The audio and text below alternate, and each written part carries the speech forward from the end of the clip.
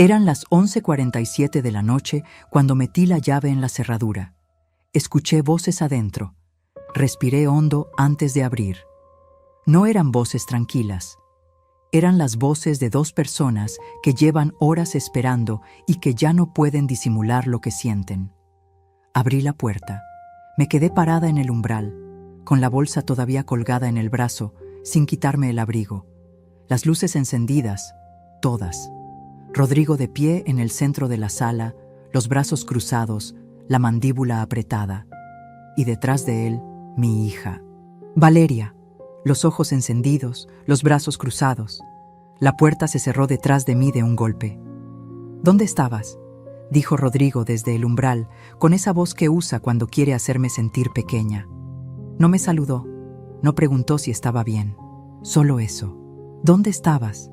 Y detrás de él, mi hija, Valeria, los ojos encendidos, los brazos cruzados, el mismo gesto que me ponía cuando era adolescente y yo llegaba tarde de trabajar, pero ahora era diferente. Ahora yo no le debía ninguna explicación. Traté de mover el dinero de tu cuenta, dijo ella, y me bloquearon la tarjeta. ¿Qué hiciste, mamá? Guardé silencio 3 segundos. Los conté. 1, 2, 3, y sonreí. No una sonrisa amable. No la sonrisa de la madre que cede. Una sonrisa de alguien que por fin entiende que ya no tiene nada que perder. Hay una decisión que tomé esa tarde que lo cambió todo. Y no fue la de cambiar la contraseña, ni la del cartón nuevo, ni siquiera la llamada que hice antes de volver a casa. Fue algo que tomé mucho antes, en silencio, dentro de mí, y que ninguno de los dos supo ver venir.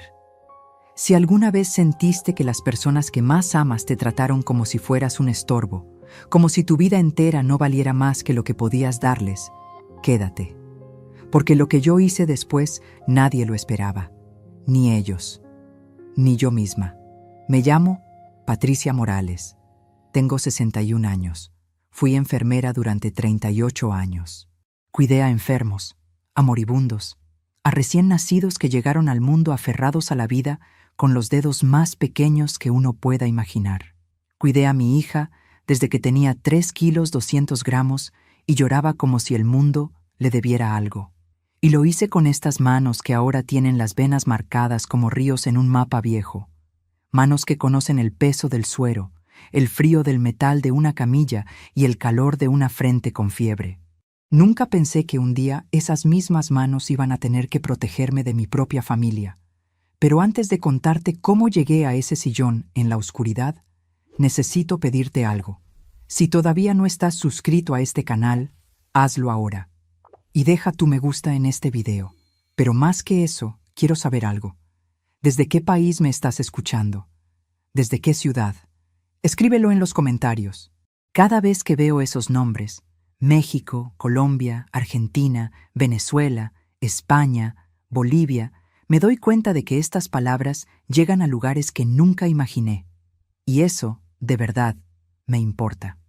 Ahora sí, déjame contarte desde el principio.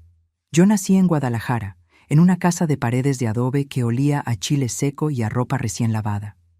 Mi madre lavaba ropa ajena desde las 5 de la mañana. Mi padre trabajó en la construcción hasta que las rodillas no le dieron más.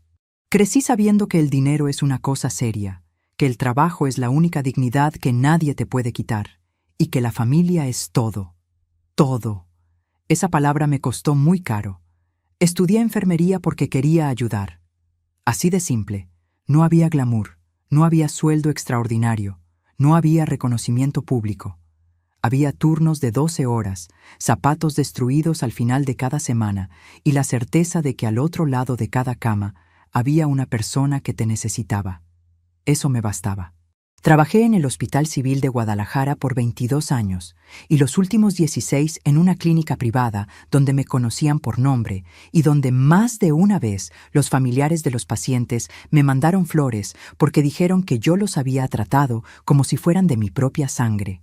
Me jubilé a los 58 años con una pensión que no es mucho, pero que es mía, construida durante décadas, peso a peso, descuento a descuento. Es el único patrimonio que me queda desde que vendí el departamento que compartí con mi exmarido hace ya muchos años. cuando Valeria tenía 8 años, y se quedó dormida llorando varias noches seguidas sin que yo pudiera hacer nada más que abrazarla y decirle que todo iba a estar bien. Le prometí que siempre iba a estar bien. Cumplí esa promesa durante más de 50 años de mi vida. Valeria creció siendo una buena niña, estudiosa, cariñosa, con el mismo carácter fuerte de su abuela. La vi crecer sola en su mayor parte, porque mis turnos no tenían horario y las madres solteras no nos podemos dar el lujo de elegir cuándo trabajar. Pero nunca le faltó nada. Nunca. Aunque yo comiera de pie en la cocina para que ella se sentara a la mesa. Aunque yo usara los mismos zapatos 2 años seguidos para que ella tuviera los útiles escolares. Aunque más de una vez llegué a casa tan cansada que me quedé dormida en el sillón con el uniforme puesto. Todo eso lo hice con gusto, sin resentimiento, porque era mi hija y el amor de madre no lleva cuenta. El problema fue cuando apareció Rodrigo. No es que fuera mala persona desde el principio. Los que empiezan así rara vez muestran lo que son de entrada. Rodrigo era seductor, seguro de sí mismo, con esa manera de hablar que hace que uno sienta que siempre sabe lo que está diciendo. Conoció a Valeria cuando ella tenía 29 años. Se casaron 2 años después. Yo estuve en esa boda con el corazón lleno de esperanza. Fue él quien sugirió, en una conversación muy casual, muy tranquila, tomando café en mi cocina, que yo debería agregar a Valeria como titular de mi cuenta bancaria. Que así era más fácil. Que si yo me enfermaba, si había alguna emergencia, si necesitaba algo urgente, ella podría manejar todo sin complicaciones. Me lo dijo mirándome a los ojos, con esa sonrisa suya. Usted ya no está joven, Patricia. Hay que pensar en estas cosas. Tenía 58 años. Acababa de jubilarme. Me sentía cansada, sí, pero no inútil, no incapaz. Sin embargo, lo hice. Lo hice porque era mi hija, porque confié, porque pensé que el amor protege y no traiciona. Me equivoqué. Al principio era pequeño. Valeria pagaba alguna cuenta mía, decía. Luego, Rodrigo manejó el pago del seguro médico, que también agregaron a la cuenta. Luego empezaron a decirme que el banco había cambiado no sé qué procedimiento, que era más fácil si ellos manejaban la tarjeta física, que yo total no salía mucho. Y un día me encontré pidiendo permiso para sacar dinero de mi propia pensión, sin darme cuenta, sin que nadie me lo dijera con esas palabras. Solo fue pasando, como la humedad entra por las paredes, despacio, hasta que de pronto ya está adentro de todo y el daño es profundo. Durante casi 3 años, Patricia Morales, enfermera retirada, mujer que pasó su vida entera cuidando a otros, le pedía a su hija 50 pesos para el camión. Hay un momento que guardo como una cicatriz. Fue un martes por la tarde, en el comedor de la casa de ellos, donde yo vivía en la habitación de huéspedes desde hacía 1 año, desde que Rodrigo convenció a Valeria de que era mejor tenerme cerca, que vivir sola era peligroso para una mujer de mi edad. Yo les agradecí que me cuidaran. Ese martes yo necesitaba ir a la farmacia. Tenía una receta del médico, pastillas para la presión que no podía dejar de tomar. Le pedí a Valeria que me diera dinero de la cuenta. Ella estaba ocupada con el teléfono, sentada a la mesa, y sin levantar los ojos me dijo: «Ahorita no, mamá. Rodrigo está revisando los movimientos del mes». No levantó los ojos. Yo me quedé parada en el marco de la puerta del comedor, con la receta doblada en la mano, sintiendo cómo algo en mi pecho se rompía muy despacio. No con estrépito, sin ruido, como se rompe el papel mojado, desde adentro. Fui a mi cuarto, me senté en la cama, y por primera vez en muchos años, lloré de una manera que me asustó. No lloraba de tristeza, lloraba de vergüenza, de haberme dejado llevar tan lejos sin darme cuenta. Entonces hice algo que nadie vio. Saqué del cajón de la mesita de noche una libreta pequeña, de pasta azul, que compré hace años para apuntar recetas médicas. La abrí en la primera página en blanco y escribí un número de teléfono que me sabía de memoria desde hacía 20 años. No lo llamé esa noche, solo escribí el número y guardé la libreta debajo del colchón. Pero eso fue antes de que llegara el jueves que lo cambió todo. porque lo que pasó ese día, lo que escuché, lo que vi, eso fue lo que terminó de despertar algo en mí que llevaba dormido demasiado tiempo. Recuerdo el olor de esa mañana de un jueves de octubre como si lo tuviera pegado todavía en la ropa. Era ese olor a café recién hecho que Rodrigo siempre preparaba antes de que los demás se levantaran. Ese olor cotidiano que en otra época me parecía neutro, indiferente, y que ese día, sin que yo entendiera del todo por qué, me pesó de una manera distinta. Me levanté a las 6:15, como siempre. 38 años de turnos de enfermería te dejan el cuerpo así, marcado como un reloj que ya no puede descansar aunque quiera. Un reloj que sigue sonando aunque nadie lo necesite. Me puse las pantuflas, la bata azul que traje de mi casa cuando me mudé con ellos, y fui a la cocina a calentar agua para el café. Rodrigo ya estaba sentado a la mesa, con el teléfono en la mano, sin levantarse a saludar. No me miró, ni un gesto, ni una palabra. Así habían empezado todos los días del último año y medio. Pero yo no siempre fui así. No siempre fui la mujer que entraba de puntillas a su propia cocina prestada, tratando de no molestar, calibrando cada movimiento para no ocupar más espacio del que me habían asignado sin decirlo. Hubo un tiempo en que yo era la persona que llegaba primero a cualquier cuarto y lo llenaba. En el hospital me decían que tenía una presencia tranquilizadora, que los pacientes se calmaban cuando yo entraba. Más de un médico me dijo que mi voz valía más que cualquier medicamento en ciertos momentos. Lo decían en serio. Y yo me lo creía, porque lo sentía. Pero eso fue antes de que aprendiera a achicarme. Valeria nació un miércoles de julio, a las 4 de la mañana, en una habitación pequeña del hospital donde yo misma trabajaba. Fue un parto largo, difícil, con más horas de lo que estaba preparada para aguantar. Recuerdo el zumbido de las luces de neón en el techo. Recuerdo las manos frías de una enfermera que no conocía sosteniéndome el brazo. Y cuando la pusieron en mis brazos, todavía morada, todavía con los ojos cerrados y el puño apretado como si ya desde ahí estuviera lista para pelear contra el mundo, sentí algo que no tiene nombre en ningún idioma. Un amor tan grande que da miedo, porque uno sabe desde ese instante que a esa personita pequeña le va a dar todo, y que si hace falta va a dar más de lo que tiene, más de lo que debería, más de lo que uno pensó que era posible dar. Su padre no estuvo ese día.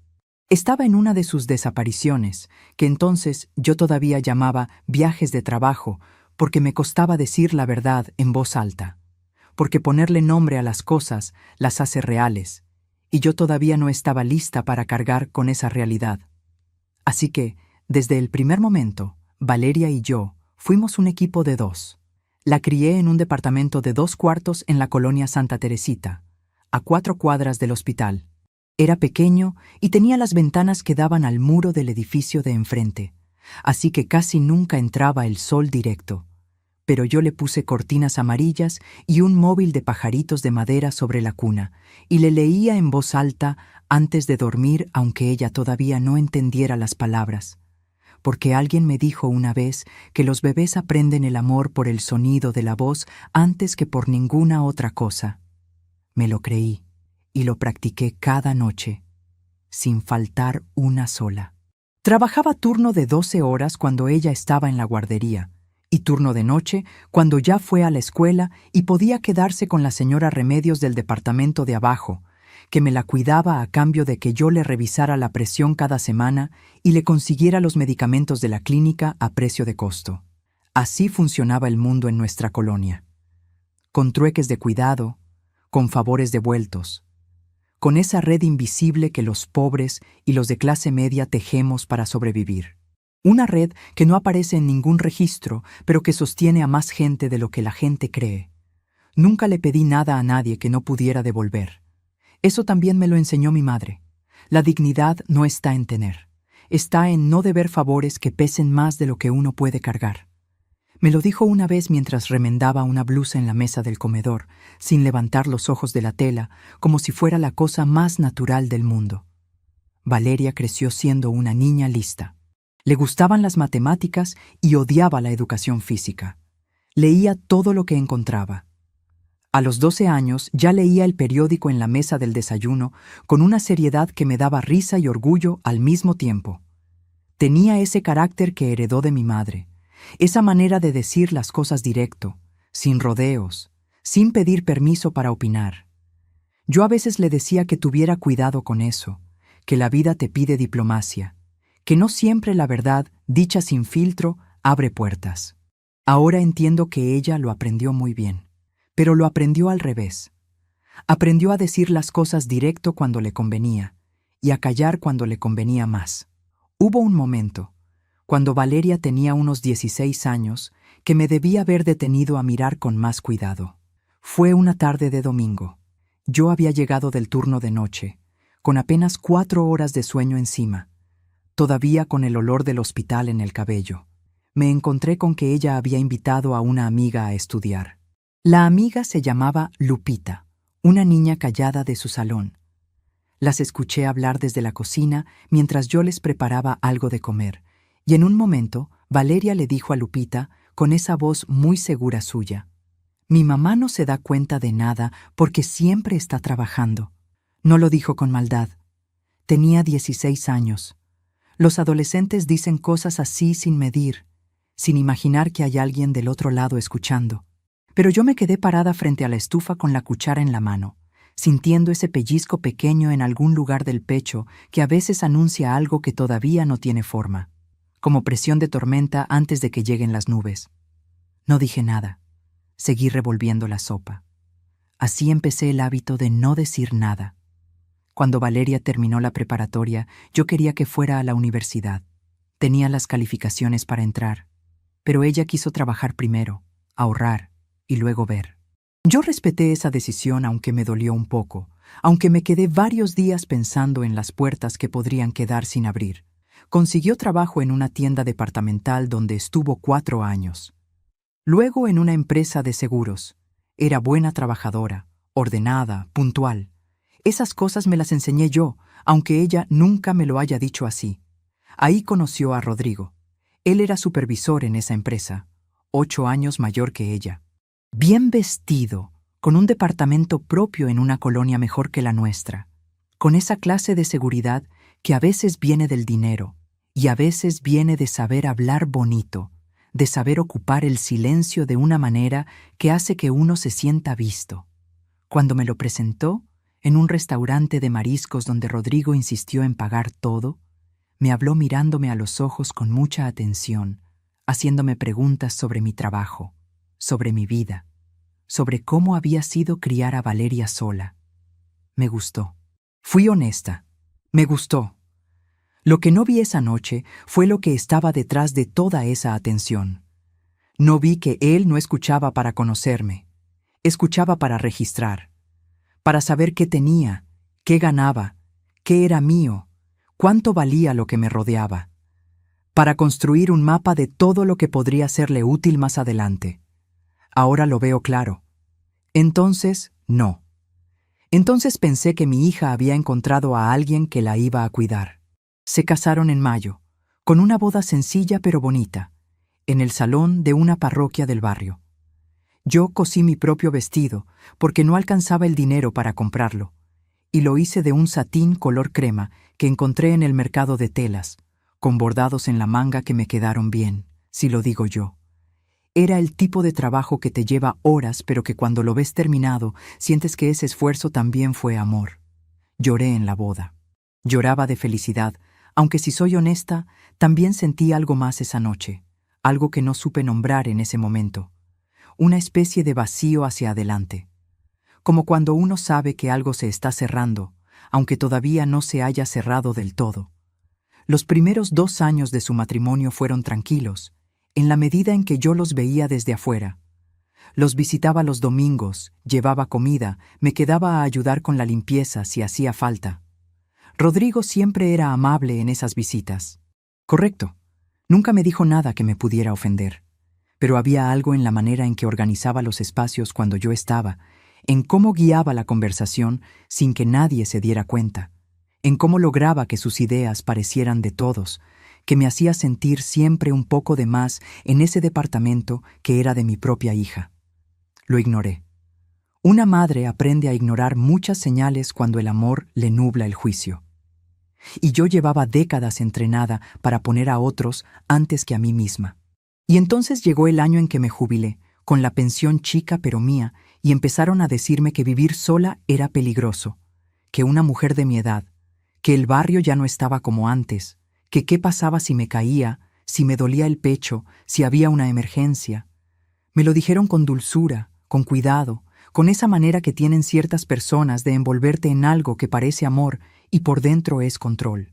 Me lo dijeron tantas veces, de tantas formas distintas, que llegué a creer que la idea había sido mía. Me mudé a su casa un miércoles de noviembre. Llegué con 4 cajas y una planta de albahaca que tenía desde hacía años en la ventana del departamento. La puse en el alféizar de mi cuarto nuevo, el cuarto de huéspedes, que tenía una cama angosta y un closet sin espejo. Me dije que era temporal, que era práctico, que era lo correcto. La albahaca murió a los 2 meses. Muy poca luz, me dije. Solo muy poca luz. Hay algo que todavía no te he contado. Algo que pasó una mañana de aquellas, casi al principio, antes de que yo entendiera en qué me había metido. Fue una cosa pequeña, casi ridícula. Pero es de las cosas pequeñas de las que uno se acuerda más claro que de las grandes. Las grandes las procesamos con el tiempo. Las pequeñas se quedan exactamente donde cayeron. Fui a tomar mi café antes de que ellos se levantaran, como hacía siempre. Abrí el cajón donde guardaban el azúcar y vi que habían cambiado de lugar todo lo que yo había acomodado el día anterior. No dije nada. Pensé que habría alguna razón. Pero a la semana siguiente pasó otra vez. Y a la otra. Y un día me di cuenta de que cada vez que yo acomodaba algo, alguien lo movía de vuelta. No era descuido. Era un mensaje muy silencioso que decía: esto no es tu casa. Nunca lo será. Nunca lo hablé. Seguí tomando mi café callada, mirando por la ventana, haciéndome la que no entendía. Y así se construyó la jaula, no con barrotes, con silencios pequeños, con movimientos de cajones, con miradas cruzadas entre ellos cuando yo hablaba, con frases que empezaban con «es que mamá» y terminaban con algo que me reducía a menos, con la acumulación lenta de 1000 gestos que por separado no significan nada, pero juntos te van quitando el suelo debajo de los pies. Necesito detenerme aquí un momento, porque mientras te cuento todo esto, pienso en cuántas personas me están escuchando ahora mismo que también lo vivieron, que también se dieron de a poco, sin darse cuenta, hasta que un día se miraron al espejo y no reconocieron a la persona que estaba enfrente. ¿Tú también pasaste por algo así? ¿Te quitaron algo que era tuyo, despacio, con palabras amables, con sonrisas que no llegaban a los ojos? Escríbeme en los comentarios. Cuéntame. Quiero leer tu historia. Porque esto que yo viví no fue solo mío. Y a veces saber que hay alguien más del otro lado que entiende es lo único que nos hace falta para no sentirnos solos. Los 3 años que viví en ese cuarto de huéspedes fueron los más largos de mi vida. Más largos que los turnos dobles. Más largos que los años de criar a Valeria sola. Porque el cansancio del trabajo, uno lo descansa. Pero el cansancio de sentirse invisible dentro de la propia familia se queda pegado al cuerpo como humedad en la ropa. Se mete en los huesos. No se va con una noche de sueño. Me enfermé 2 veces en ese tiempo. La primera fue una gripa que se complicó en bronquitis, y Rodrigo se quejó porque el olor a mentol del vaporizador le molestaba dormir, como si mi enfermedad fuera una inconveniencia más en su casa. La segunda fue la presión alta, que me pegó un susto de verdad, y el médico me dijo que tenía que reducir el estrés. Le conté eso a Valeria en la cena, esperando que entendiera algo de lo que estaba pasando sin que yo tuviera que decírselo con palabras, esperando que me mirara como la niña que yo crié, que fue mía. Ella me miró un momento, asintió, y luego le preguntó a Rodrigo si quería más agua. Fue en ese momento, esa noche, que algo en mí dejó de esperar. No fue un pensamiento claro, no fue una decisión. Fue más como cuando se apaga una luz que llevaba tiempo parpadeando, sin dramatismo, sin ruido, solo oscuridad, y luego una quietud distinta, Aunque todavía no sabía lo que iba a pasar ese jueves, algo dentro de mí ya había comenzado a moverse, muy despacio, muy en silencio, como esas raíces que crecen debajo del concreto sin que nadie las vea, sin que nadie las oiga, sin que nadie las cuide, hasta que un día levantan el suelo entero. Ese jueves empezó igual que todos los demás, las 7:14 de la mañana. El sonido del extractor de la cocina, que Rodrigo encendía siempre aunque no estuviera cocinando nada, solo para hacer ruido, para ocupar el aire de la casa con algo suyo, como si necesitara dejar su marca en cada rincón antes de que los demás despertaran. Me levanté, me puse la bata, fui al baño con cuidado de no hacer sonar el piso de madera del pasillo, porque había aprendido que si hacía ruido antes de que ellos estuvieran listos, Rodrigo salía con cara de mal humor, y eso le arruinaba el día a Valeria. Y Valeria me lo hacía sentir de distintas maneras durante horas. Pequeños castigos sin nombre. Esa era la mecánica de esa casa. Me miré en el espejo del baño. Tengo un espejo pequeño, redondo, que traje de mi departamento. Es el único objeto de ese cuarto que elegí yo, el único que nadie movió de lugar ni cuestionó, quizás porque era demasiado pequeño para merecer atención. Me quedé mirándome los ojos un momento. Tenía ojeras desde hacía meses, no el tipo de ojeras que da el cansancio de una noche mala, sino las otras, las que se instalan cuando el cuerpo lleva demasiado tiempo cargando algo que no puede soltar, algo que no tiene forma pero pesa como si la tuviera. Me lavé la cara con agua fría, me peiné y fui a la cocina. Rodrigo estaba al teléfono. Hablaba en voz baja, de espaldas a mí, con esa postura que adopta cuando no quiere que escuchen, los hombros ligeramente inclinados hacia adelante, la cabeza baja. Aprendí a leer esa postura en los primeros meses de vivir ahí. Valeria no había salido todavía de la habitación. Me serví el café, me senté en mi lugar, el lugar del extremo de la mesa, el que queda más cerca de la pared y más lejos de la ventana, y esperé. No sé qué esperaba. Creo que nada. Creo que solo esperaba que pasara el tiempo. Entonces Rodrigo colgó el teléfono y se dio la vuelta. Me miró de esa manera suya, como si yo fuera un mueble que estorba en el cuarto, pero que todavía no vale la pena mover, y dijo, muy tranquilo, mientras se servía su propio café, sin siquiera darme la cortesía de sentarse primero. Patricia, ya hablé con el contador. A partir del mes que entra, vamos a necesitar que nos dejes acceso completo a la cuenta, no solo como cotitular. Hay unos trámites que se complican si hay restricciones. Lo dijo así, sin preguntarme, sin sentarse, de pie, de espaldas a la ventana, con la taza en la mano, como quien anuncia algo que ya está decidido y solo falta que los demás se enteren. Me quedé callada. ¿Escuchaste?, dijo.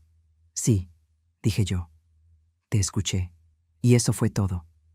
Él asintió como si el asunto estuviera resuelto y se fue al cuarto a terminar de arreglarse. Y yo me quedé con el café en la mano, sintiendo cómo el calor de la taza me pasaba por las palmas, por las venas marcadas de los dedos, y pensé, 38 años trabajé para que esto fuera mío. 38 años de turnos de 12 horas, de zapatos destruidos, de noches sin dormir, de enfermos que se morían entre mis manos y enfermos que se salvaban, de sacrificar fines de semana y cumpleaños y noches de fiebre de mi propia hija. Y yo aquí, sentada en el extremo de mi propia mesa prestada, esperando que alguien me pida permiso para quitarme lo último que me queda. Y en ese momento escuché a Valeria. No estaba en la cocina. Estaba en el pasillo, justo afuera, y debió haber escuchado todo desde ahí porque salió sin pausa, como si ya tuviera la respuesta lista, ensayada quizás, y se sentó frente a mí con esa mirada que me costó mucho trabajo entender con los años, esa mirada que parece preocupación, pero tiene otro fondo, otro propósito. Mamá, me dijo, es que tú ya no necesitas manejar todo eso. Nosotros te lo administramos bien, ¿verdad? ¿Cuándo te ha faltado algo? Oí esas palabras y algo se tensó en el centro de mi pecho. Algo viejo. Algo que llevaba mucho tiempo ahí apretado sin nombre. Algo que reconocí, finalmente, como rabia. ¿Cuándo te ha faltado algo? Como si la dignidad fuera lo mismo que no pasar hambre.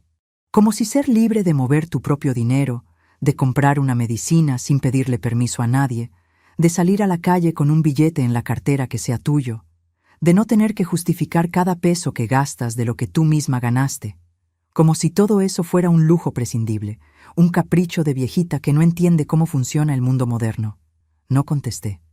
Bebí el café, miré la ventana y tomé una decisión tan silenciosa, tan quieta, tan sin drama, que ni yo misma la sentí llegar hasta que ya estaba hecha. Esa mañana, mientras Rodrigo se fue a trabajar y Valeria se metió a bañar, yo fui a mi cuarto. Saqué la libreta de pasta azul de debajo del colchón. La abrí en la página que tenía doblada desde hacía semanas.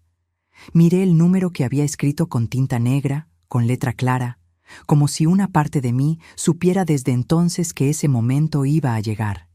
Y esta vez sí lo llamé. Ahora entiendes lo que escribí esa noche en la libreta.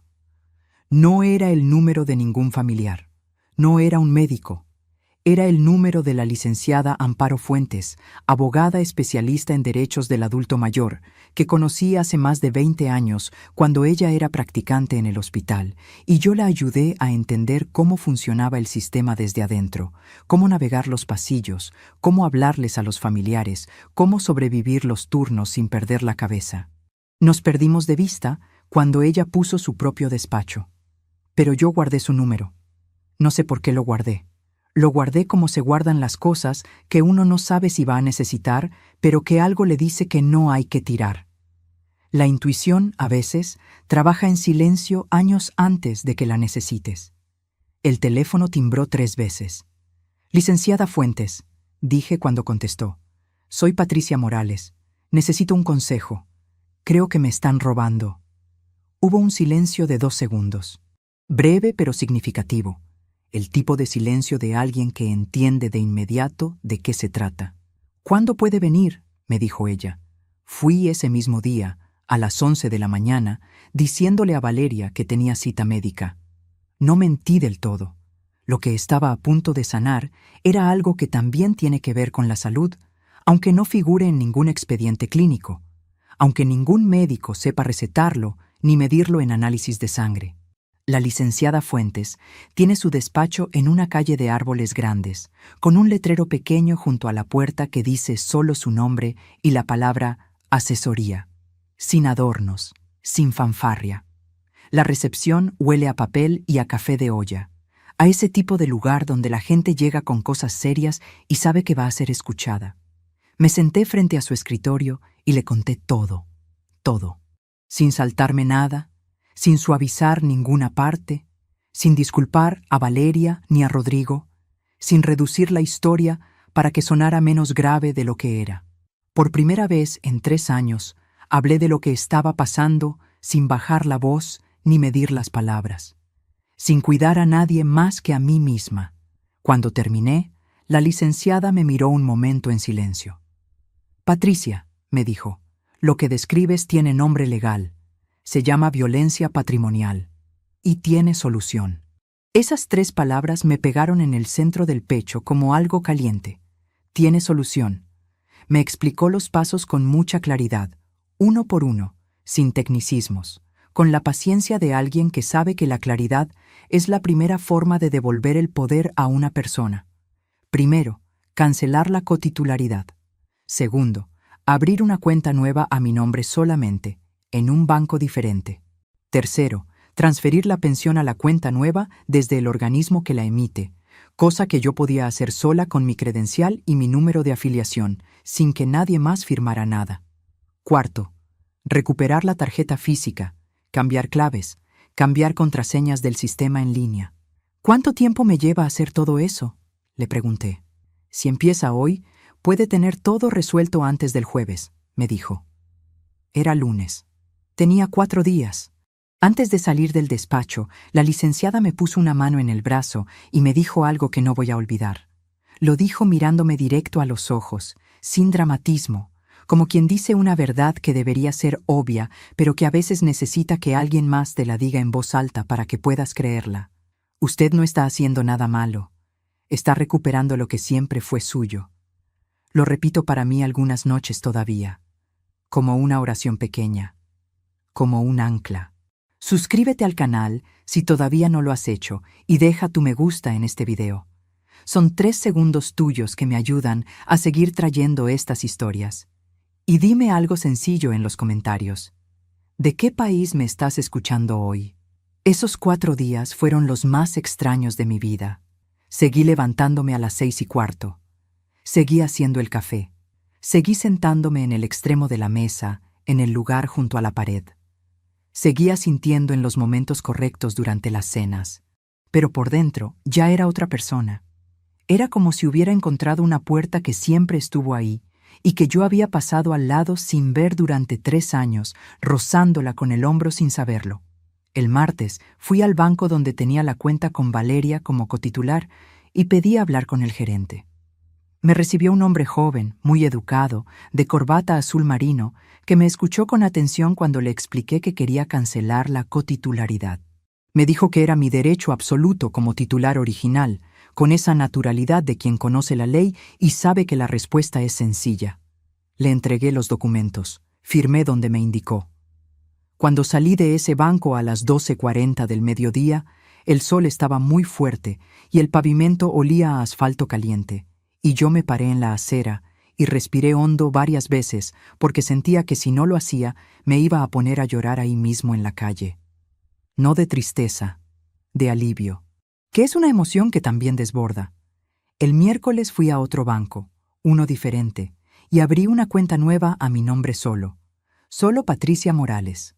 Solo yo. Le tomé una foto a la tarjeta nueva antes de guardarla, como si necesitara ese registro para creer que era real. Y la guardé no en la bolsa, sino dentro del forro de mi abrigo, cosida con 2 puntadas, en un bolsillo que hice yo misma la noche anterior con aguja e hilo negro, sentada en la cama del cuarto de huéspedes, con la puerta cerrada con llave. 38 años de enfermería te enseñan a ser precisa con las manos y a no dejar nada al azar cuando algo importa de verdad. El miércoles por la tarde llamé al organismo de pensiones. Me atendió una señorita muy amable, con voz tranquila. Le expliqué el cambio de cuenta. Me pidió que fuera en persona con mi credencial y un estado de cuenta del banco nuevo. Fui el mismo día, a las 4:15 de la tarde, sin decirle a nadie a dónde iba, y salí con el cambio hecho y un comprobante en la mano que doblé con mucho cuidado, con las mismas manos que durante casi 4 décadas doblaron vendas y sábanas y recetas, y guardé junto a la tarjeta, dentro del forro del abrigo. Esa noche, el miércoles, cené con ellos como si nada. Valeria había hecho sopa de fideo. Rodrigo habló de algo del trabajo, no recuerdo qué, porque mi cabeza ya estaba en otro lugar. Yo comí despacio, escuché, asentí en los momentos correctos, pregunté alguna cosa sin importancia. Rodrigo me miró una vez con una expresión rara, como si algo no cuadrara, como si percibiera algo distinto en el aire pero no pudiera identificar qué era. No dijo nada. Y yo pensé, mañana. El jueves me levanté a las 6:15. Desayunamos los 3 juntos, Rodrigo de buen humor, con esa energía de quien está seguro de que todo va según su plan. Valeria hablando de una serie que había visto, gesticulando con el tenedor. Yo tomé mi café despacio, sin apuro, sin el peso que había cargado durante 3 años en esa misma mesa. Cuando Rodrigo dijo que iban a invitarme a comer para celebrar no sé qué cosa de su trabajo, dije que sí con una sonrisa. Una sonrisa de verdad, tranquila, sin forzar nada. No la sonrisa de alguien que aguanta, la sonrisa de alguien que ya sabe cómo termina la historia. Había algo liberador en saber que era la última vez. Fuimos a comer a un restaurante del centro, uno de esos lugares con mantel de tela y música de fondo muy suave que nadie escucha, pero que llena el silencio con elegancia. Rodrigo pidió vino. Valeria pidió pasta. Yo pedí un caldo de res con todas sus verduras porque hacía frío y porque era lo que me apetecía y porque ya nadie me iba a decir que era muy caro, que era mucho, que pidiera algo más sencillo. Durante la comida, Rodrigo habló del contador, de los trámites, de lo del acceso completo a la cuenta.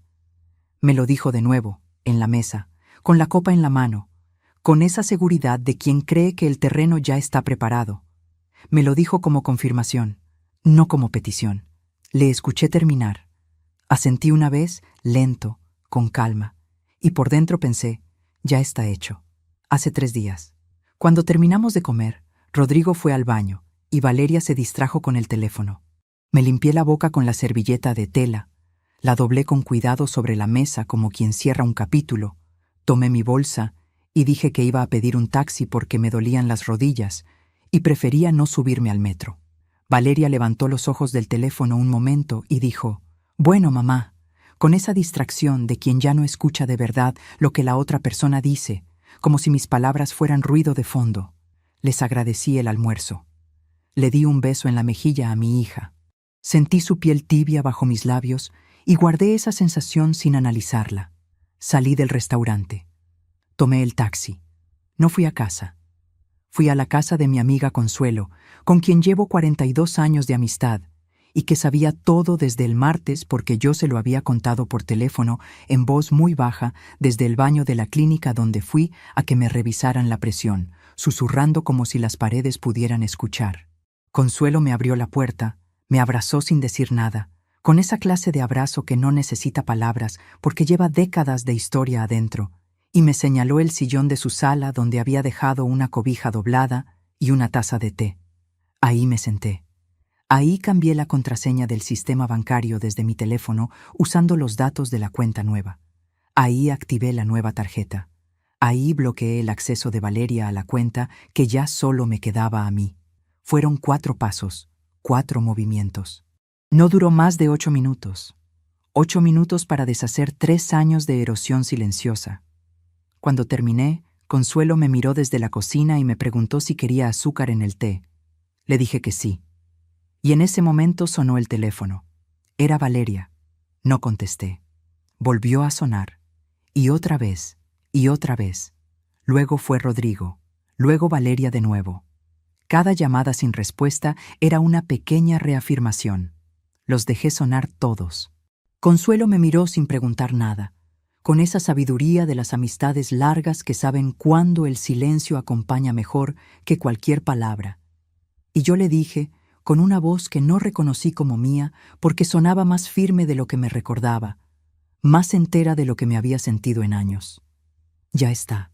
Lo que yo no sabía en ese momento era lo que Rodrigo le había dicho a Valeria antes de que llegaran a casa. Lo que él la había convencido de hacer esa misma tarde, mientras yo tomaba el té en el sillón de Consuelo. Lo que me esperaba cuando abriera esa puerta. Y lo que yo ya había puesto en marcha, sin que ninguno de los dos lo supiera todavía. Llegué a la casa de ellos a las 11:47 de la noche. No llegué antes porque no quise. Me quedé en casa de Consuelo tomando sopa, viendo un programa viejo de televisión, dejando que pasaran las horas con una calma que yo misma no entendía del todo. Era una calma extraña, no la calma de alguien que no siente nada, sino la calma de alguien que ya tomó la decisión más difícil y sabe que no hay vuelta atrás, como cuando uno sale al quirófano. Ya firmó. Ya no hay nada más que decidir. Ya solo queda caminar hacia adelante. Consuelo me quería prestar su cama para quedarme a dormir. Le dije que no, le dije que tenía que ir, que tenía que ver su cara. No la cara de Valeria, la cara de Rodrigo. Necesitaba verla para terminar de saber algo que ya sabía, pero que quería confirmar con los ojos. No le expliqué más. Ella me conoce hace 42 años. Sabe cuándo no hay que preguntar. Me llamó un taxi, me abrazó en la puerta con ese abrazo de los que aprietan de verdad, y cuando me vio subir al coche, me dijo en voz baja, como si fuera un secreto entre las dos: «Vas a estar bien, Patricia. Ya eres libre». Me lo repetí durante todo el trayecto, con los ojos fijos en las luces de la calle que pasaban por la ventana como pequeños fogonazos. «Ya eres libre. Ya eres libre. Ya eres libre». El taxi me dejó a media cuadra porque la calle estaba angosta. Caminé esos metros con la bolsa colgada en el brazo, sin apurarme, escuchando el sonido de mis propios pasos en el pavimento, ese sonido seco y firme que uno no suele escuchar cuando camina con prisa. Era una noche fría, con ese frío húmedo de octubre que se mete por el cuello del abrigo y te aprieta los huesos. La calle estaba casi vacía. Un perro ladró desde algún patio. Una ventana tenía la luz encendida. El mundo seguía siendo el mismo de siempre, ajeno y tranquilo, sin saber nada de lo que estaba a punto de pasar en ese departamento del tercer piso. Cuando metí la llave en la cerradura, escuché voces adentro. Estaban los dos en la sala. Las luces encendidas, todas, hasta la del pasillo que nunca prendían. Rodrigo de pie junto al sillón grande, con los brazos cruzados, la mandíbula apretada. Valeria sentada en el borde del sofá, con el teléfono en la mano, el pelo suelto, los ojos que me dijeron en cuanto entré que llevaban horas esperando, y que esa espera los había puesto en un estado que yo nunca les había visto. Un estado que se parecía al pánico, pero que ellos querían que pareciera enojo. Rodrigo habló primero. ¿Dónde estabas? No me saludó. No preguntó si estaba bien. No dijo me tenías preocupado. Solo eso. Una pregunta con forma de amenaza. Me quedé parada en el umbral, todavía con el abrigo puesto, la bolsa en el brazo. Los miré a los dos, despacio, primero a él, luego a ella. Y no dije nada. Traté de mover el dinero de tu cuenta, dijo Valeria, levantándose del sofá. Y me bloquearon la tarjeta. ¿Qué hiciste, mamá? Ahí estaba, la frase que había estado esperando desde el mediodía. La frase que me confirmaba todo lo que yo ya sabía, pero que, escuchada así, dicha con esa voz de mi propia hija, en esa sala iluminada, delante de ese hombre, me heló algo muy profundo y muy definitivo al mismo tiempo. No qué te pasó, no si estás bien, no dónde fuiste, qué hiciste con mi dinero. Mi dinero. Conté 3 segundos en silencio. Los conté de verdad, uno por uno, sintiendo cómo se asentaba algo en mi pecho. Y sonreí. Siéntense, les dije. Los dos. Rodrigo no se movió. Valeria me miró como si no me reconociera, como si en lugar de su madre hubiera entrado al departamento alguien que usaba su cara, pero que hablaba con una voz distinta. Patricia, esto no es un juego, dijo Rodrigo, con esa voz que usa cuando quiere que yo sienta que estoy haciendo algo ridículo, algo que no corresponde a mi edad ni a mi posición en esa casa. Hay cuentas que pagar, hay compromisos, si tú de repente cambias todo sin avisar. Rodrigo, lo interrumpí, y lo dije con una voz tan tranquila que él se calló a la mitad de la frase, sorprendido, como si no supiera dónde poner esa calma. Siéntate, por favor. Se sentó. Valeria también se sentó, aunque sin querer, como si las piernas le cedieran solas al escuchar ese tono que yo nunca antes había usado en esa sala. Me quedé de pie. No me quité el abrigo. No me quité la bolsa del brazo. Quería estar lista para irme en cualquier momento, y también quería que ellos lo vieran. Que entendieran que esta Patricia que tenían enfrente no era la misma que llevaba 3 años pidiendo 50 pesos para el camión, ni la misma que entraba de puntillas a su propia cocina prestada para no despertar a nadie. La cuenta que tenía con Valeria ya no existe, dije. Cancelé la cotitularidad el martes.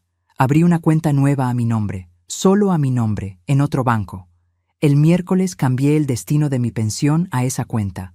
Esta tarde cambié las contraseñas y bloqueé todos los accesos que no eran míos. Los dos me miraron. El silencio duró lo suficiente para que cada palabra se asentara en el cuarto. Rodrigo fue el primero en reaccionar. «Eso no lo puedes hacer sin notificarnos», dijo.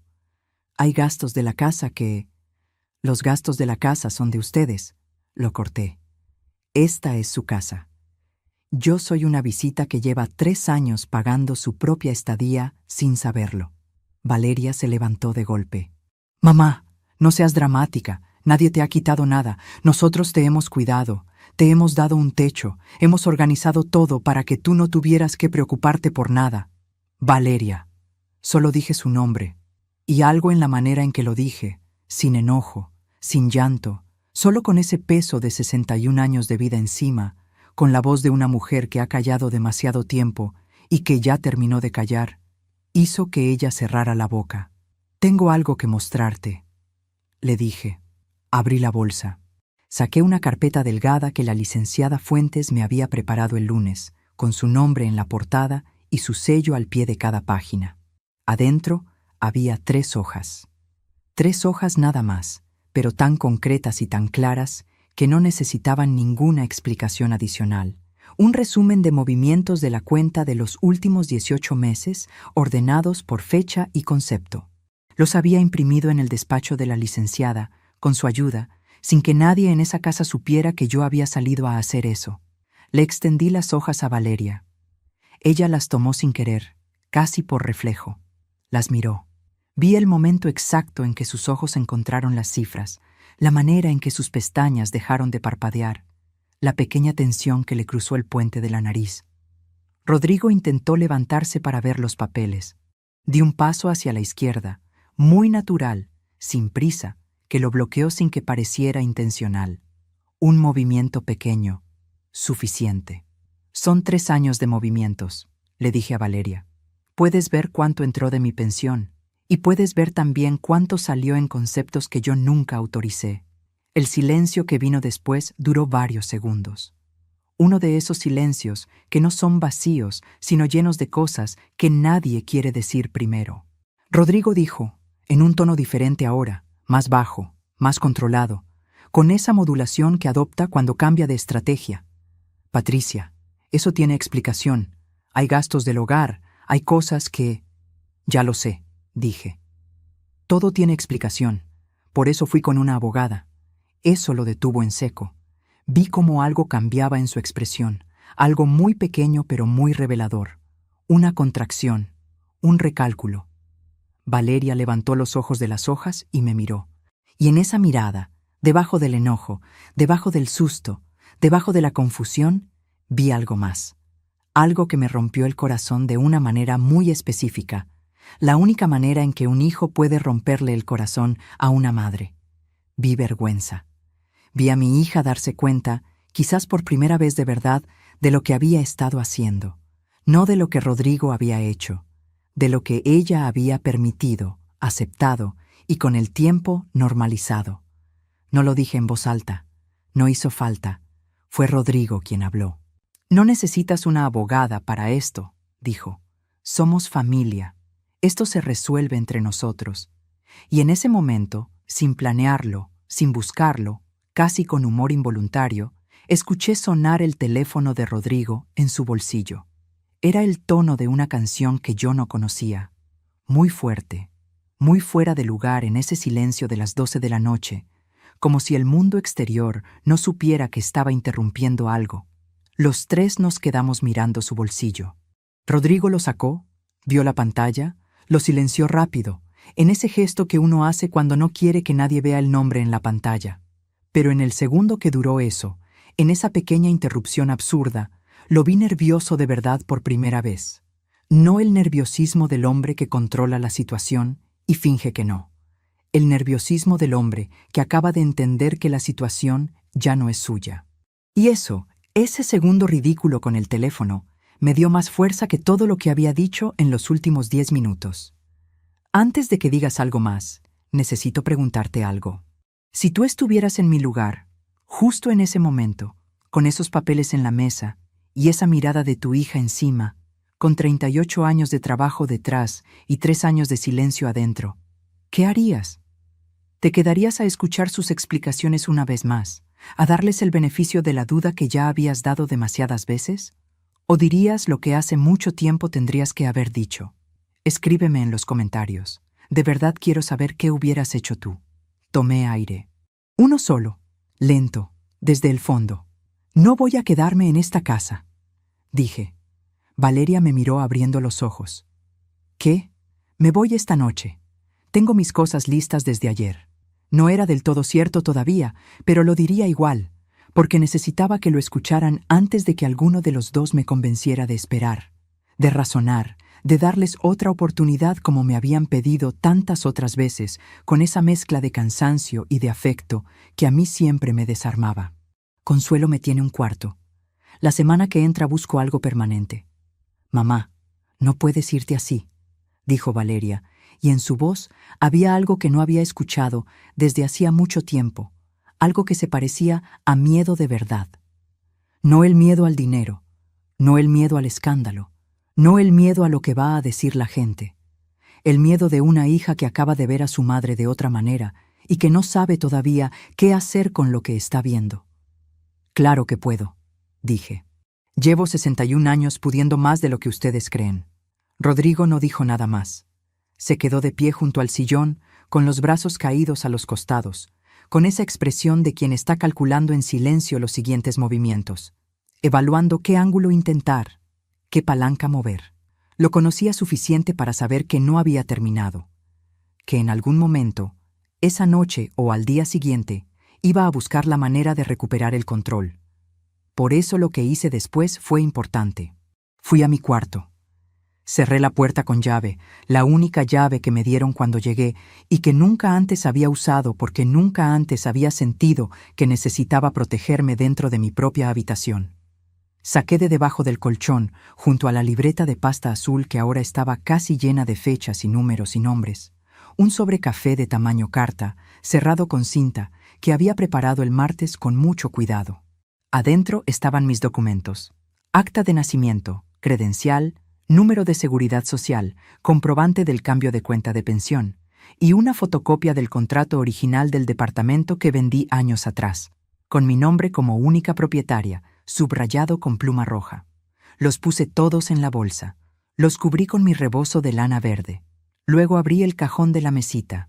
Saqué 3 cosas: el frasco de mis pastillas de presión, la cadena de oro con la medalla de la Virgen de Zapopan que me dio mi madre antes de morir con las manos ya muy frías y los ojos muy serenos, y una fotografía pequeña de cuando Valeria tenía 4 años, dormida en mi hombro en un camión de regreso a casa, con el pelo chino aplastado contra mi cuello, los labios un poco abiertos. Me quedé mirando esa foto un momento nada más. Luego la guardé. Hice 2 maletas en 20 minutos. 38 años de disciplina hospitalaria te enseñan a ser eficiente cuando el tiempo importa, a separar lo necesario de lo prescindible sin sentimentalismos que no vienen al caso. Solo me llevé lo necesario: ropa, documentos, medicinas, los objetos que tenían historia mía. Dejé los muebles, dejé la planta muerta, dejé 3 años de silencio guardado entre esas paredes como humedad en la yeso. Rodrigo estaba en la sala cuando salí con las maletas. Valeria estaba en el pasillo, recargada en la pared, con los brazos cruzados sobre el pecho y los ojos rojos de contener algo que no quería dejar salir delante de su marido. No hubo drama. No hubo gritos. No hubo la escena que tal vez alguna parte de mí había imaginado. Esa escena de las películas donde todo se dice y todo se llora, y al final alguien abraza a alguien. La vida real casi nunca es así. La vida real se parece más a esto: 2 personas de pie, en silencio, viendo a una tercera persona tomar sus maletas con las manos firmes. Rodrigo me miró las maletas y dijo, casi en voz baja, con esa precisión que tiene cuando quiere que una frase duela: si sales así, no vas a poder volver. Lo miré. Le sostuve la mirada el tiempo suficiente para que entendiera que esa frase no me alcanzaba, que llegaba tarde, que yo ya había cruzado el umbral por dentro mucho antes de esta noche. No voy a volver, dije, y abrí la puerta. Valeria no habló, pero cuando yo ya estaba en el umbral, con una maleta en cada mano y el abrigo puesto y la bolsa cruzada al pecho, escuché que decía, muy quedo, casi para ella misma, con una voz que era la voz de mi niña de 4 años y de mi hija de 41 al mismo tiempo: mamá. No me detuve. Bajé las escaleras con las 2 maletas, una en cada mano.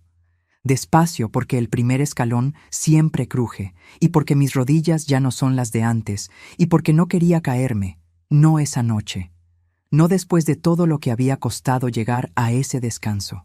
Afuera el aire era frío y limpio, y olía a tierra mojada porque había llovido mientras yo estaba adentro. Ese olor que en otra circunstancia me habría parecido triste y que esa noche me pareció lo mejor que había olido en 3 años. Llamé a un taxi desde la banqueta. Me quedé de pie bajo el farol de la calle, con las maletas a los pies, escuchando el silencio del barrio. Ninguna ventana se abrió. Nadie me vio irse. El mundo seguía siendo indiferente y tranquilo, y eso, esa noche, era exactamente lo que necesitaba. Mientras esperaba, saqué el teléfono y mandé un mensaje a la licenciada Fuentes. Eran las 12:23 de la madrugada, pero ella me había dicho que le escribiera cuando saliera, a la hora que fuera. Que estaría pendiente, que ese mensaje era importante. Le escribí solo esto. Ya salí. Tengo todo. Su respuesta llegó en menos de un minuto. Mañana a las 10, Patricia. Terminamos lo que falta. Lo que quedaba por hacer era algo que Rodrigo no sabía todavía. Algo que la licenciada había mencionado el lunes como posibilidad, casi al pasar, como quien siembra una semilla sin forzar nada, y que yo había decidido hacer el miércoles en silencio, sin contárselo a nadie, ni siquiera a Consuelo. Porque hay decisiones que se toman solas, que no necesitan testigos para volverse reales. Algo que iba a cambiar las cosas de una manera que ninguno de los dos esperaba. Lo que él dijo cuando lo supo, eso fue lo último que esperaba escuchar de su boca. Las 10 de la mañana del viernes llegaron con un sol de octubre que entraba oblicuo por las ventanas del despacho de la licenciada Fuentes y ponía una franja de luz sobre su escritorio, justo encima de los papeles que ella tenía ordenados esperándome, como si ese rectángulo de sol también hubiera llegado puntual a la cita. Me recibió de pie. Me dio la mano con las dos suyas, de esa manera que tienen algunas personas que saben exactamente cuánto peso carga uno cuando entra por su puerta. No el apretón rápido de quien cumple un protocolo, el apretón de quien reconoce a alguien que llegó desde lejos. ¿Dormiste?, me preguntó. Algo, dije, que fue la verdad a medias. Dormí 3 horas en el cuarto de Consuelo, con las maletas todavía sin deshacer junto a la cama, y me desperté a las 4:15 de la madrugada, con el corazón acelerado, sin recordar qué había soñado, pero con esa sensación de peso que dejan los sueños que el cuerpo sabe que fueron importantes. Me quedé mirando el techo oscuro hasta que empezó a clarear, escuchando la respiración del edificio dormido. «Siéntate», me dijo. Me senté. Puse la bolsa sobre las rodillas. Respiré. Miré el rectángulo de sol sobre los papeles y pensé que era la primera mañana en mucho tiempo que yo también tenía algo ordenado y esperando sobre una mesa. «Cuéntame qué pasó anoche». Se lo conté todo, sin omitir nada, sin suavizar ninguna parte, sin el pudor que uno siente a veces al contar cosas que implican a la propia familia. Ella escuchó con una atención que pocas personas saben tener, sin interrumpir, sin poner cara de sorpresa ni de lástima, solo escuchando con ese silencio profesional que también es una forma de respeto.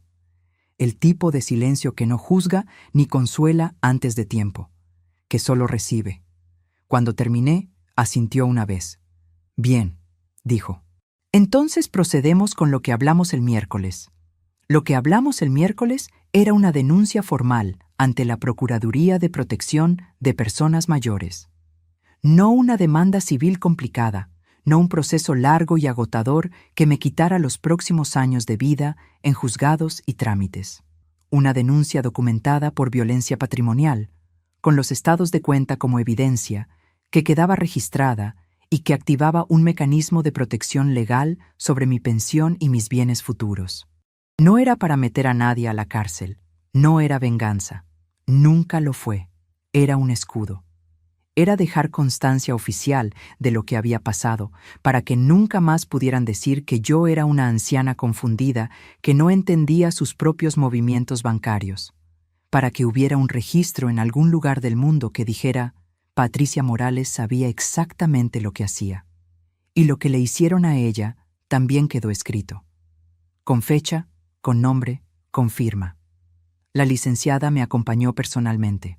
Fuimos juntas en su coche, ella con su portafolio negro, yo con mi sobre café de documentos apretado contra el pecho, como si fuera algo vivo que podía escaparse si lo soltaba. No hablamos mucho durante el trayecto. A veces el silencio entre dos personas que ya se entienden es más eficiente que cualquier conversación. El trámite duró 2 horas y 40 minutos. Cuando salí de ese edificio con el comprobante de denuncia en la mano, me detuve en la banqueta. El sol ya estaba alto. Había ruido de tráfico, de vendedores. de una radio en algún puesto cercano que tocaba algo que no reconocí, una canción alegre y completamente ajena a todo lo que acababa de pasar. Todo el mundo seguía en lo suyo, completamente ajeno a lo que acababa de ocurrir adentro de ese edificio, a lo que acababa de cambiar en mi vida, de una manera que no se ve por fuera, pero que por dentro lo reorganiza todo. Me metí el comprobante en el sobre. Cerré el broche con cuidado, con las 2 manos, sin apuro, y respiré. Fue la primera vez en 3 años que respiré sin que algo me apretara por dentro, sin que alguna parte del cuerpo estuviera vigilando, calculando, esperando el siguiente movimiento de alguien más. Rodrigo recibió la notificación legal ese mismo viernes por la tarde, a las 4:37, según me informó la licenciada. Me lo dijo por mensaje, breve, sin adornos. No me dio detalles de su reacción. No los necesitaba. Podía imaginármelos con bastante precisión después de 3 años de estudiarlo. Pero supe lo que pasó por Valeria. Valeria me llamó a las 6 de la tarde. No contesté. Me llamó a las 6:15, a las 6:30, a las 7:10. Cada llamada sin respuesta era una pequeña afirmación de algo que estaba aprendiendo a hacer. Dejar que las cosas sucedan a mi ritmo, no al de los demás. Al 8º intento, a las 8 de la noche, contesté. No dije hola. Solo esperé. Hubo un silencio largo del otro lado. El silencio de alguien que tenía preparado lo que iba a decir, pero que al escuchar el silencio de la otra persona ya no sabe si empieza. Luego su voz, pero diferente. Rota de una manera que no le había escuchado desde que tenía 8 años, y su padre se fue sin despedirse. «Mamá», dijo. Rodrigo se fue. No dije nada. Se fue con las maletas. Siguió, con esa voz de quien está relatando algo mientras todavía lo está procesando. Dijo que no iba a quedarse a enfrentar un proceso legal por algo que él llama un malentendido familiar. Dijo que yo tenía que arreglarlo contigo. ¿Qué era mi problema? El silencio entre las dos se extendió varios segundos. Yo escuché su respiración al otro lado de la línea, entrecortada, controlada a la fuerza. ¿Estás bien?, le pregunté. Tardó en contestar, como si la pregunta le costara más de lo que esperaba. No, dijo. No estoy bien. Yo tampoco estuve bien durante 3 años, dije. Lo dije sin crueldad, sin enojo. Lo dije como quien nombra un hecho que ya no necesita cargarse con rabia para ser cierto. Otro silencio. Mamá, yo no supe... Empezó. Sí supiste, la interrumpí, con la misma voz tranquila de la noche anterior. No toda, pero sí, y los dos lo sabemos. No contestó, pero tampoco colgó. Voy a darte tiempo, le dije. No te voy a pedir nada ahora. No te voy a pedir que lo expliques, ni que lo justifiques, ni que me convenzas de nada esta noche. Pero necesito que entiendas que lo que pasó no se resuelve con una llamada ni con una disculpa de una noche. ¿Entiendes eso? Sí, dijo. Y esa vez lo dijo en serio. Sin argumento, sin defensa, sin la palabra pero detrás. Solo sí, sencillo y entero. Cuídate, le dije. Y colgué. Me quedé sentada en la cama del cuarto de Consuelo con el teléfono en la mano. Consuelo apareció en la puerta con 2 tazas de manzanilla, como si hubiera estado esperando exactamente ese momento. Y me miró de esa manera suya, que no necesita palabras, porque en 42 años de amistad las palabras ya se hicieron innecesarias para las cosas importantes. Se sentó a mi lado. Tomamos el té sin hablar durante un rato largo, escuchando el sonido del edificio, de la calle, de todo lo que seguía existiendo tranquilamente alrededor. «¿Cómo te sientes?», me preguntó al final. Pensé la respuesta de verdad antes de darla. No la primera respuesta que me vino, sino la verdadera. «Extraño», dije. «Me siento extraño. No aliviada todavía. Todavía no, pero tampoco asustada. Como cuando uno sale de una habitación muy oscura y todavía no ve bien porque los ojos están acostumbrándose a la luz. Que ya saben que hay luz, pero todavía no saben qué formas tienen las cosas». Consuelo asintió despacio, con esa paciencia de quien no apresura el proceso de nadie. «Eso es exactamente lo que es», me dijo. Las semanas que siguieron fueron las más raras de mi vida adulta, y también de una manera que tardé en reconocer porque no estaba acostumbrada a identificar las cosas buenas cuando llegaban sin drama, las más importantes. Me quedé en el cuarto de Consuelo los primeros 15 días. Dormía con la ventana un poco abierta porque necesitaba escuchar el ruido de afuera. Saber que el mundo seguía moviéndose. Luego encontré, a través de una vecina de su calle, un departamento pequeño en renta en la colonia Oblatos, a 6 cuadras de la parroquia donde yo me confirmé de niña. 2 cuartos, un baño, una cocina con ventana que da a un patio con una bugambilia morada que trepa por la pared como si llevara años esperando que alguien llegara a verla. Como si hubiera guardado toda esa floración para el momento justo. El departamento olía a pintura nueva y a tiempo sin usar. Me gustó desde la primera vez que lo vi. No porque fuera grande ni lujoso, porque cuando entré, el silencio que había adentro era mío. Lo firmé un martes por la mañana, sola, con mi credencial y el comprobante de mi pensión, sin que nadie firmara conmigo, ni al lado mío, ni por mí. La señora que me lo rentó se llamaba Doña Esperanza, una mujer de 73 años que bajó las escaleras apoyándose en el barandal con una mano y cargando el contrato enrollado en la otra, con esa dignidad discreta de la gente que lleva mucho tiempo administrando lo suyo. Cuando vio mis documentos en orden, me dijo: «Usted es persona seria, se lo noto». Le di la mitad del depósito en efectivo y la otra mitad a los 3 días. Firmamos sin complicaciones, sin desconfianzas, con ese acuerdo tácito entre mujeres mayores que saben lo que cuesta llegar hasta donde llegaron. Esa tarde compré un cobertor en el mercado, azul marino, de lana gruesa, el primero que elegí yo sola en años sin consultar a nadie, sin calcular si iba a gustarle a alguien más, sin justificar el gasto. Lo puse sobre la cama y me quedé mirándolo un momento antes de deshacer las maletas. Un cobertor azul marino sobre una cama que era mía. Eso. Luego deshice las maletas.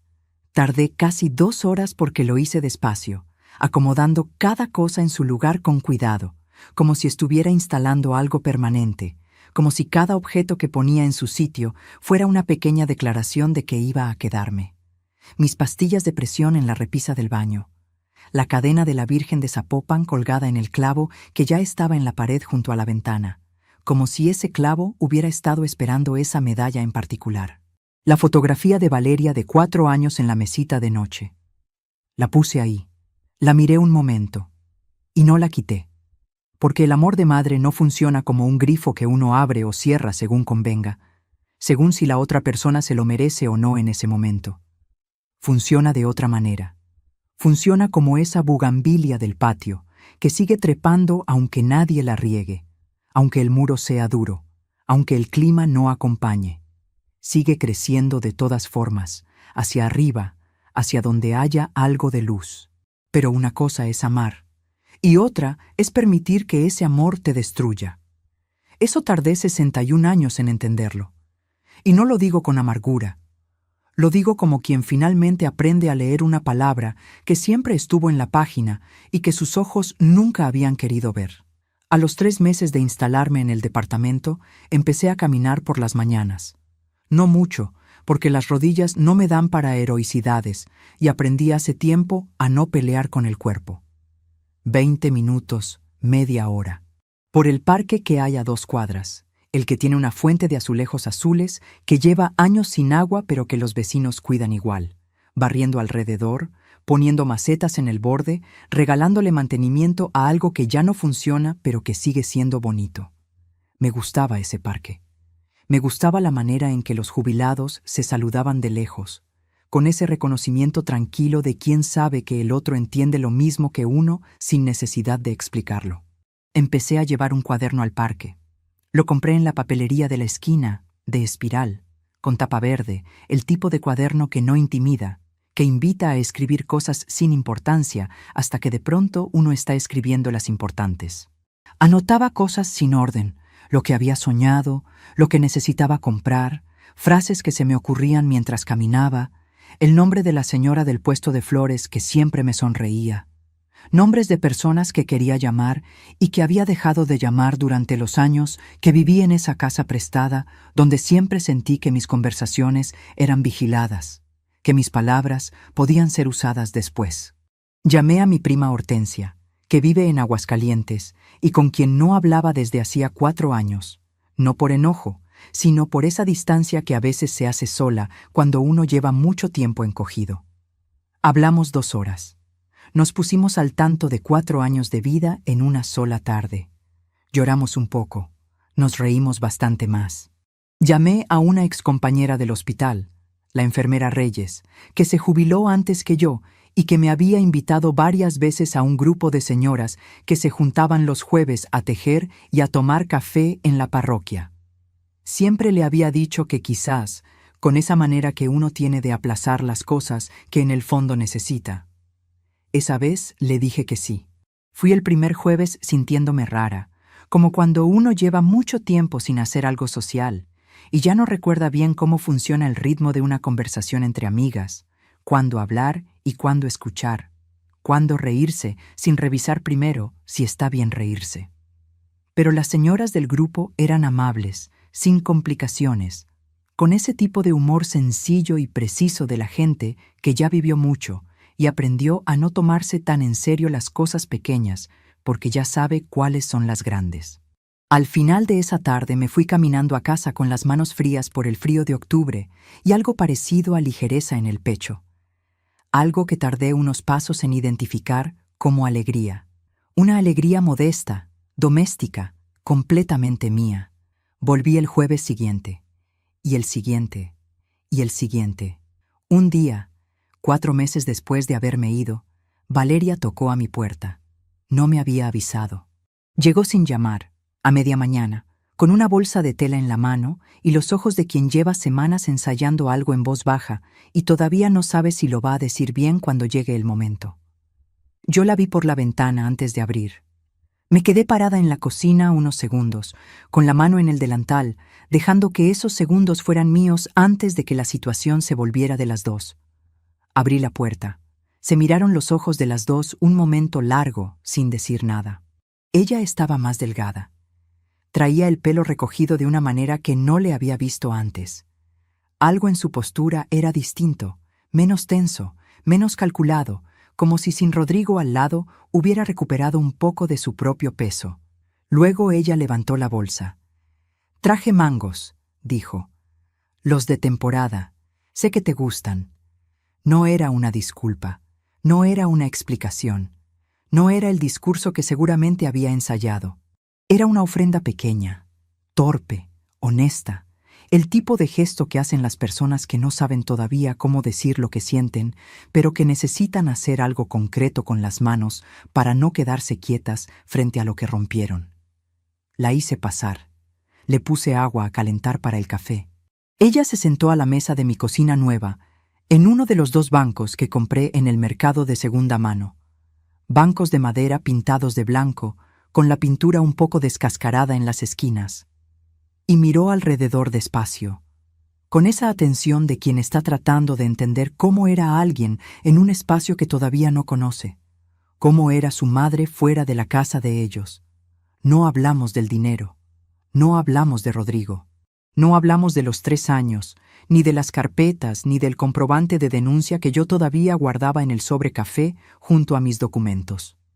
Hablamos de la bugambilia del patio, que ese mes había florecido con una intensidad que llenaba el aire de algo rosado y vivo, como si hubiera guardado toda su energía para darse ese gusto en octubre. Hablamos del grupo de señoras de la parroquia y de una de ellas que hacía chistes malos con una puntualidad que ya era su mejor cualidad. Hablamos de un programa de televisión que las dos habíamos visto de niñas, en blanco y negro, del que ella se había acordado sin saber bien por qué. Quizás porque los recuerdos saben a veces lo que necesitamos antes de que nosotros lo sepamos. Tomamos el café despacio. Cuando se iba a ir, ya casi en la puerta, con la bolsa de tela vacía colgada del brazo, Valeria se detuvo, se dio la vuelta. Y sin mirarme a los ojos, mirando el piso de mi cocina, los ladrillos rojos que yo había barrido esa mañana con cuidado porque eran míos y porque esa mañana me había dado la gana barrerlos con cuidado, dijo: «Mamá, lo siento». 2 palabras, sin adornos, sin el pero detrás, sin la explicación que las suavizara o las justificara. Solo eso, sencillo y pesado como solo pueden ser las cosas verdaderas. Yo no dije nada en ese momento. La dejé decirlo. La dejé cargarlo ella, que era de quien era la carga. Luego le dije: «Ya lo sé». Se fue. Bajó las escaleras. La escuché cruzar el patio, escuché el chirrido de la puerta de la calle, escuché sus pasos alejarse por la banqueta hasta que el ruido de la calle se los tragó. Yo cerré la puerta, fui a la mesa, me senté en el banco donde ella había estado sentada, todavía tibio con su calor reciente, y puse las manos abiertas sobre la superficie de madera. Las miré un momento. Manos de 61 años, con las venas marcadas y las articulaciones un poco hinchadas por el frío. Manos que habían trabajado durante casi 4 décadas y que ese día no tenían nada urgente que hacer. Había una cosa que yo sabía que necesitaba hacer y que había estado aplazando desde que llegué al departamento. Una cosa pequeña, concreta, que no requería abogada ni trámite ni conversación difícil. Solo requería hacerla. Fui al cajón de la cocina. Saqué el llavero que usé durante 3 años en la casa de ellos, con la llave de su puerta principal todavía colgada en el aro de metal, ese metal oscurecido por el uso. La quité del aro con cuidado, como si el gesto mereciera hacerse bien. La sostuve en la palma un momento, ese metal frío y pequeño que durante años me había dado y quitado acceso a un espacio que nunca fue del todo mío, que siempre me recibió con condiciones. La puse sobre la mesa, y al abrir el cajón de nuevo, guardé solo las llaves del departamento donde ahora vivía yo. Han pasado 16 meses desde aquella noche de octubre en que bajé esas escaleras con 2 maletas, una en cada mano, y salí a la calle fría sin voltear. No los cuento como alguien que lleva la cuenta de una victoria. Los cuento como alguien que aprendió que el tiempo tiene un peso distinto cuando uno lo vive de verdad, sin que nadie lo administre por uno. Este enero cumplí 62 años. Los cumplí en mi cocina, con Consuelo, con la enfermera Reyes, con 3 señoras del grupo de los jueves, con mi prima Hortensia, que vino desde Aguascalientes en autobús y llegó a las 9 de la mañana con una caja de cajeta, y esa manera suya de entrar a cualquier casa como si siempre hubiera vivido ahí. Pusimos música de fondo, de esa que suena en las cocinas cuando nadie está actuando para nadie. Hortensia trajo fotos viejas que yo no había visto en años, fotos de cuando éramos jóvenes, de cuando mi madre todavía estaba, de una Navidad en la casa de adobe que huele a chile seco en mi memoria, aunque la fotografía sea en blanco y negro. Me reí de cosas que hacía mucho no me hacían reír. Valeria llegó a las 12 del mediodía, con los mangos de siempre y con algo más. Una planta pequeña en una maceta de barro, una albahaca. La puso sobre la mesa sin decir nada especial, solo que pensó que me gustaría. Yo la puse en el alféizar de la ventana de la cocina, donde da el sol de la mañana. Esta vez no se murió. Rodrigo y Valeria se separaron definitivamente 2 meses después de aquella noche. No me lo contó de golpe. Me lo fue contando en pedazos, en distintas visitas, como quien desenvuelve algo frágil con cuidado. Yo la escuché cada vez sin interrumpir, sin decir te lo dije, sin ninguna de esas frases que uno tiene ganas de decir, pero que no sirven de nada. Solo la escuché. Porque eso es también lo que hacen las madres, y yo no había dejado de ser madre por haber recuperado mi dignidad. Él se fue a vivir con un hermano suyo al norte. No hubo proceso legal complicado porque Rodrigo sabía exactamente lo que tenía documentado yo y la licenciada. Y esa certeza, según me dijo la licenciada Fuentes, es a veces más efectiva que cualquier audiencia. Lo que más le dolió a él, según me enteré después por personas que los conocen, no fue el dinero. Fue el no haber podido controlar el final. Fue no haber sido él quien decidió cómo terminaba la historia. Eso me lo quedé pensando varios días. Hay personas que necesitan ser el origen de todo. El que da permiso, el que mueve el dinero, el que decide cuándo se come y a qué hora se apaga la luz. Y cuando de pronto alguien les quita ese control, no saben qué hacer con sus manos. No saben quiénes son sin eso. Yo lo entendí. No lo disculpé, pero lo entendí. Porque yo también tuve que aprender quién era yo sin la necesidad de que alguien me necesitara. Eso es algo que no te lo enseña nadie de joven. Que el amor propio no es lo mismo que el amor que uno da. Que cuidarse a uno mismo no es egoísmo. Es el único camino para poder cuidar a otros de verdad, sin quebrarse, sin vaciarse, sin perder lo que uno es en el camino. 38 años cuidé a enfermos. Los lavé, les di de comer, les sostuve la mano en momentos que ningún dinero del mundo puede pagar. Y sin embargo, llegué a los 61 años sin saber pedir un vaso de agua, sin disculparme por la molestia. Eso también es una enfermedad, solo que no figura en los manuales médicos. Hay una mañana que guardo como si fuera un cuadro colgado en la pared de la memoria. Fue un sábado de hace 3 semanas. Me levanté temprano, antes de que amaneciera del todo, y fui a la cocina a hacer café. Mientras esperaba que hirviera el agua, miré por la ventana el patio con la bugambilia. Estaba en ese estado gris precioso que tiene el amanecer antes de que llegue el color. Todo en penumbra suave, la planta inmóvil, el aire quieto. Tomé mi taza. Me senté sola en la mesa. No pensé en Rodrigo. No pensé en los 3 años. No pensé en lo que perdí ni en lo que recuperé. Solo tomé el café, y fue perfecto. No porque hubiera algo extraordinario. Fue perfecto exactamente porque no había nada extraordinario. Era yo, mi taza, mi cocina, mi silencio elegido. Un silencio que nadie me había impuesto y que nadie me podía quitar. Eso es lo que aprendí a los 61 años, que debí haber aprendido a los 30. Que la paz no llega cuando todo se arregla. Llega cuando uno deja de esperar que otros la traigan. Valeria viene los domingos, casi siempre. A veces trae algo de comer, a veces llega con las manos vacías y solo se sienta. Estamos aprendiendo a querernos de otra manera, ella y yo. Una manera que tiene más honestidad y menos miedo. No es fácil. A veces hay silencios incómodos, a veces uno de las dos dice algo que raspa, a veces las dos nos quedamos calladas mirando el café porque hay cosas que todavía no tienen las palabras exactas. Pero estamos ahí, las dos, intentándolo.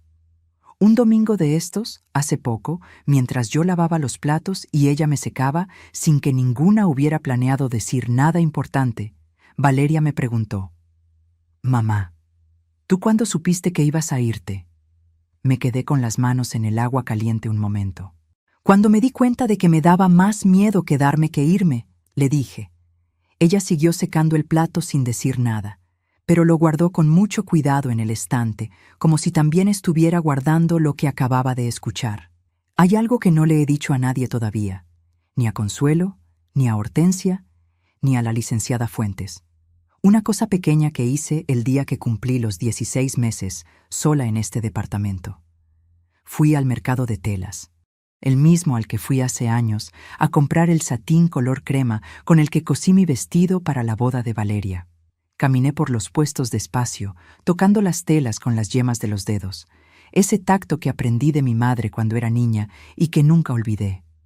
Y encontré una tela de lino azul claro, del color del cielo de Guadalajara, a las 7 de la mañana cuando no hay nubes.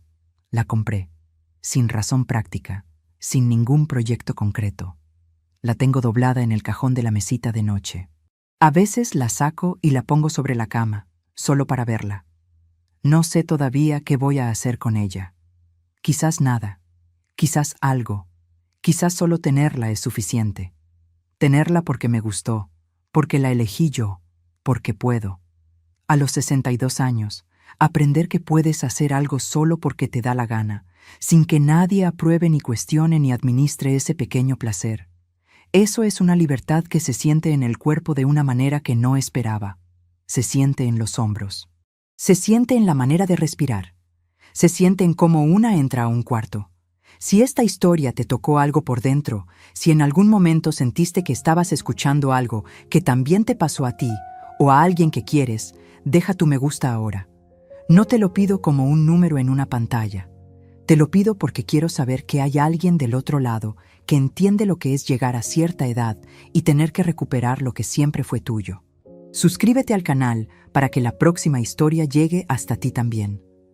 Y si conoces a alguien que necesita escuchar esto hoy, una amiga, una hermana, tu mamá, tu vecina, alguien que lleva mucho tiempo callada y que quizás no sabe todavía que tiene el derecho de levantarse e irse, compártelo con ella. Porque a veces la historia de otra persona nos da el valor que a nosotros nos faltaba para cambiar la nuestra. Y ese valor, te lo juro, ya lo tienes. Solo está esperando que lo dejes salir.